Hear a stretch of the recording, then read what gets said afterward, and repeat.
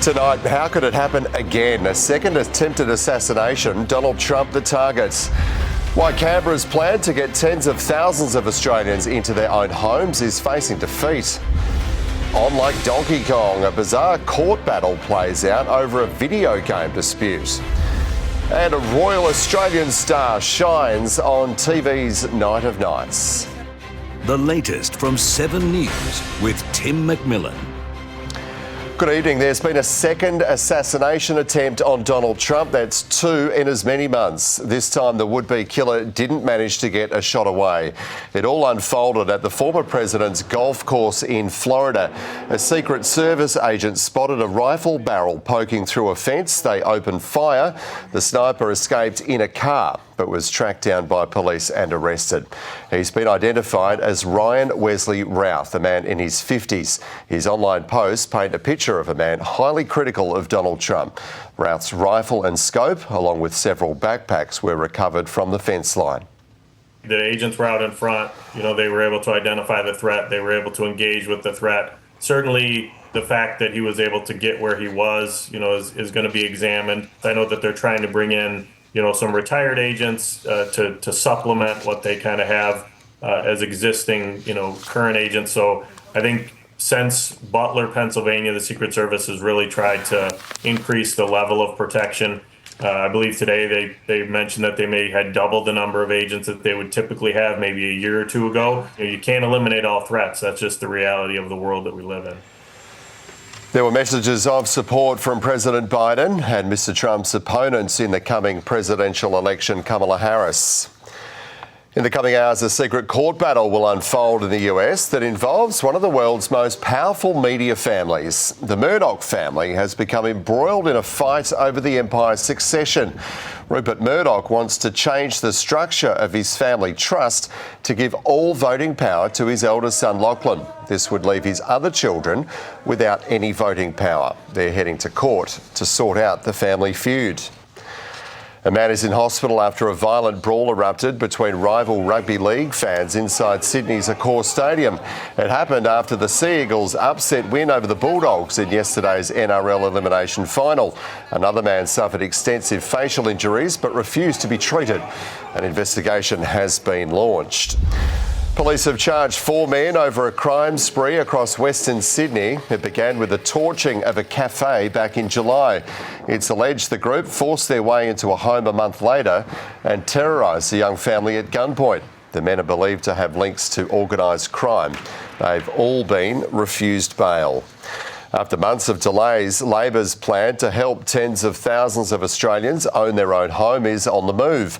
Let's bring in Rob Scott tonight from Canberra. And Rob, this piece of legislation had been held up for quite a while, now appears doomed to fail. Well, Tim, after more than 200 days stuck in the Senate, Labor has now listed its Help to Buy scheme for debate tomorrow. It's a key election promise which it hopes will finally get the green light. And under this program, Labor will co-purchase homes with first home buyers, providing up to 40% of the equity of a property. They say it will help 40,000 low and medium income earners to get onto the real estate ladder. But the opposition will not support it. Australians don't want to co-own a home with the government. They don't want Anthony Albanese sitting at the kitchen table. With the opposition not on board, that deals the Greens and the Independents into play. And while the minor party has already said the scheme would drive up house prices, they say they are willing to negotiate. What we've put on the table is a freezing cap on rent increases, phasing out negative gearing and the capital gains tax discount, the property investor tax handouts that are denying millions of renters the chance to buy a home. But Max Chandler-Mather says the government is refusing to play ball, not making any counter-offers. And the government, for its part, says that it's time for the Greens and the Coalition to stop blocking so that they can get on with building more homes. The key is the coalition getting out of the way. Now, the Greens don't put forward anything that will have an impact on supply. So a lot of tough talk here in Canberra, but it appears neither side is willing to break this deadlock. And it seems the bill is heading for defeat tomorrow. Our national broadcaster is in damage control tonight. It comes after 7 News Spotlight last night revealed audio had been doctored in an ABC video that apparently depicted Australian soldiers firing on unarmed Afghan civilians. The video has since been deleted online. The ABC has launched an investigation into its own reporting. Retired Australian Commando Heston Russell says sound on the clip was changed to make it seem like he'd opened fire on the civilians. Watching, this taxpayer-funded organisation going to the lengths of altering footage, adding gunshots. It completely misrepresents what those soldiers were going through that day. We've trashed our Afghanistan veterans' reputation. The ABC has admitted they made a mistake and is seeking more information on how it happens. Universities and shopping centres in Perth have become recruiting hotspots for a South Korean religious movement that's been described as one of the fastest growing cults in Australia. Nick Overall's been looking into the church. Nick, what have you been able to find out? Tim, it's called the Church of Shincheonji. Over the last 4 months, 7 News has been looking into their presence in Perth, just one of many cities they are established in. The South Korean movement is highly secretive. Ex-members have told us they're encouraged to lie to friends and family to stop people from discovering their practices. Matt Thomas was recruited in 2019. He says the church soon tried to control his life. How I looked, how I spoke, who I was allowed to speak to, the relationships that I'm allowed to carry, what I do with my money and my assets, everything started going towards them. Members are taught to worship a man named Lee Man Hee who will save them from the end times. Some donate thousands of dollars to this cause. The group is known to target international students, particularly on university campuses. We have seen documents which show how the church records extensive details about the personal lives of potential recruits. They call these people worthy. Whenever I'd ask them to give me some time off because I have work or I have uni, they will tell me that, oh, Gottlieb, you have to be careful because right now the devil is trying to stop you from going to church again. We tracked down the cult's leader in Perth to put these claims to him, but he refused to answer our questions. A support group has now been set up for former members who want others to know there is a community outside the church for them. Tim? A damning report from a top anti-corruption lawyer into the CFMEU has been released. Tyra Stowers is in Melbourne for us tonight. And Tyra, it's been revealed bikies are still operating on big building sites. Despite the union claims they had been cleared out, Tim. Now, a top anti-corruption lawyer began this investigation back in July and said that the threat of violence even curtailed his work. But the action that we're taking can't just be about what's going on in the union. This is also about some employers who've done the wrong thing. The report was commissioned by the CFMEU's national branch following allegations of kickbacks and coercion on big build projects. In it, top anti-corruption lawyer Jeffrey Watson SC called the union's efforts to rid itself of criminality inadequate, noting even his own investigation was hampered by threats. I think this is a demonstration of why it was so important that the CFMEU Construction Division was put into administration. Now, this report found that underworld figures were involved in wages deals and valuable EBA negotiations. Mr. Watson says he also uncovered a code of silence among the Victorian branch and a stubborn refusal to involve the police. We know as a result of bikies on the big build, the Victorians end up paying the price. These big build projects have blown out to $40 billion. There has to be more action taken as well against employers in this industry. Now, the lawyer claimed the CFMEU lost all control before it was placed into administration last month. Tim? More problems tonight for troubled former TV star Andrew O'Keefe. He's had a run-in with a cameraman and now been arrested by police. Amy Clements is at the police station where he's being held. And Amy, all this came after an apparent drug overdose.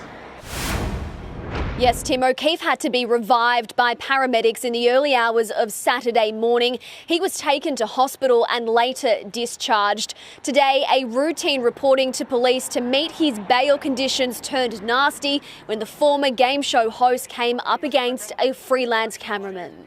How are you? Is not a good idea. Big weekend, mate. As your other fella. You degenerate, mate. You're a Degenerate, that's what you are. You're a degenerate, man. Huh? Huh? Keep it nice, we'll keep it nice. If you want to be a bunny.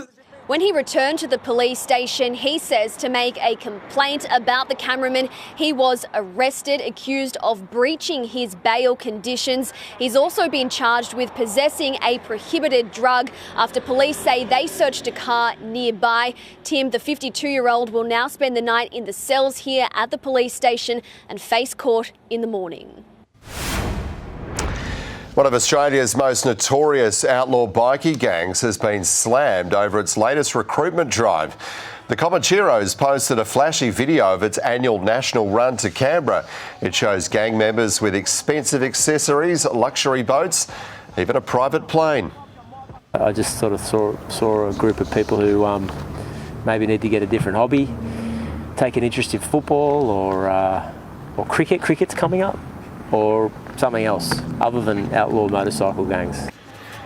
The video was shot in Canberra. The ACT hasn't implemented new anti-consorting laws that prevent outlaw bikie gangs from gathering or wearing their colours in a group, and police have no power to take it down.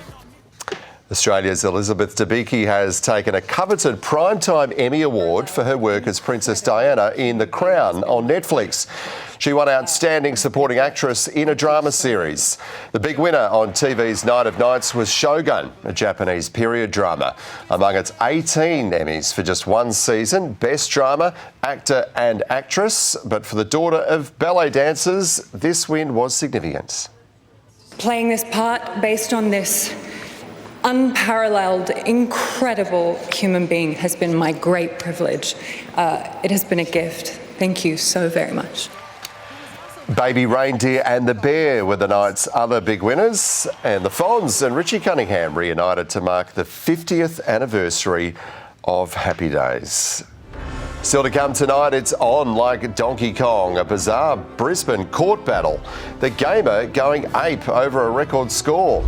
Runway drama why this part of an airport's tarmac blasted away. And a special honour for an Aussie cricket legend. Those stories and much more ahead tonight here on The Latest from 7 News.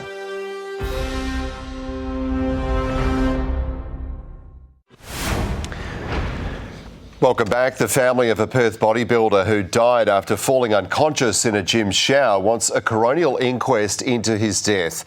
Giuliano Peroni was working out at a 24-hour gym when he began to feel unwell. He collapsed in a shower cubicle and went unnoticed for 15 hours under running cold water. After 2 weeks on life support, he passed away.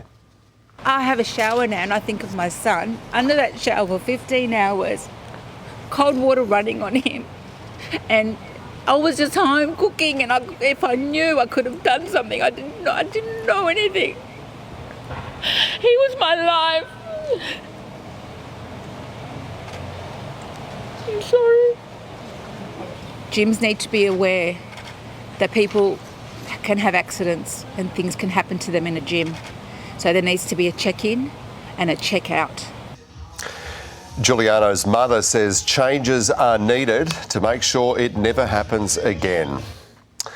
To a bizarre courtroom battle now being fought out between a former Donkey Kong world record holder and a Brisbane YouTuber. Let's bring in Garth Burley here. Garth, this case is bringing with it plenty of attention.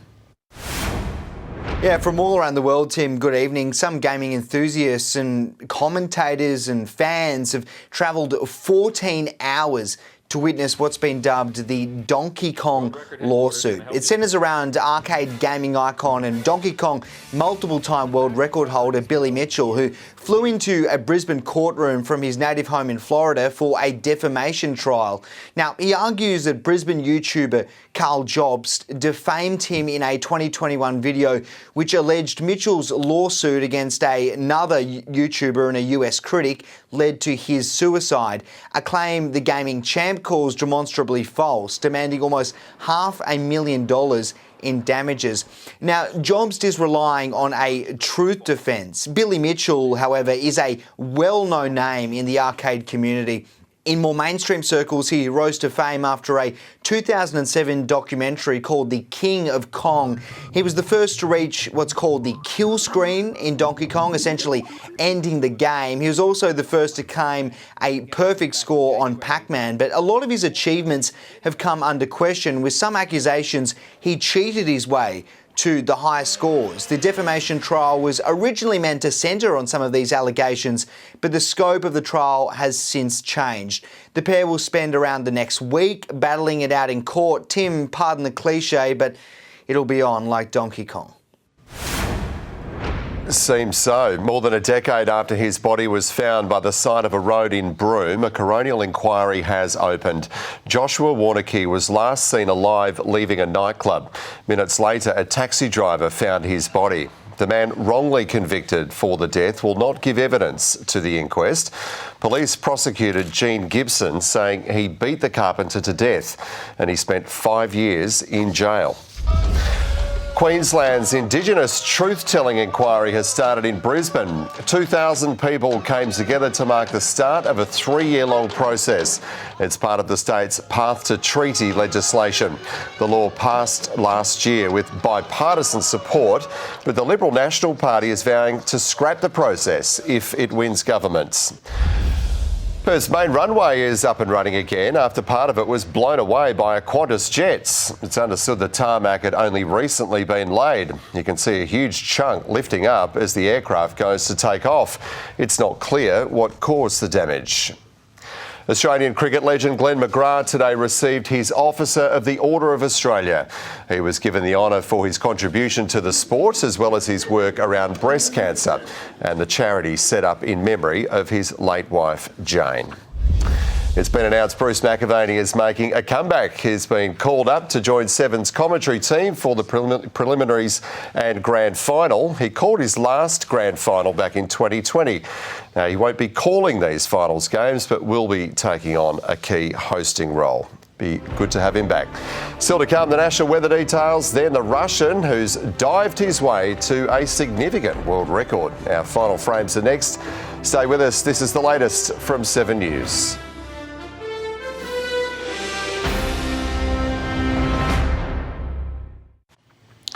Checking the weather now. Tomorrow, Brisbane heading for 24 degrees. Sunny skies in Sydney. Canberra reaching 19. Partly cloudy for Melbourne. Grey skies in Hobart and 14. A bit wet in Adelaide. A warm 27 in Perth, and Darwin up to 31 degrees. To the regions, Townsville expecting 27. Wollongong and Coffs Harbour both 21. A cloudy day in Geelong and Ballarat. Showers in Strawn. A fine day for Whyalla. Sunshine in Geraldton. 29 degrees. Tonight's final frame now, and it falls quite firmly into the why ever would you do that category. Nonetheless, Alexei Molchov has set a new world record for free diving. He did it at the World Championships in Corsica, hitting a depth of 125 metres and beating the record that he set last year by a metre. Quite the achievement. And pretty cold and dark that far down, but the world record remains his for another year at least. Our final frames for you tonight. Thanks for your company. From the team, that is the latest. I'm Tim McMillan. Good night.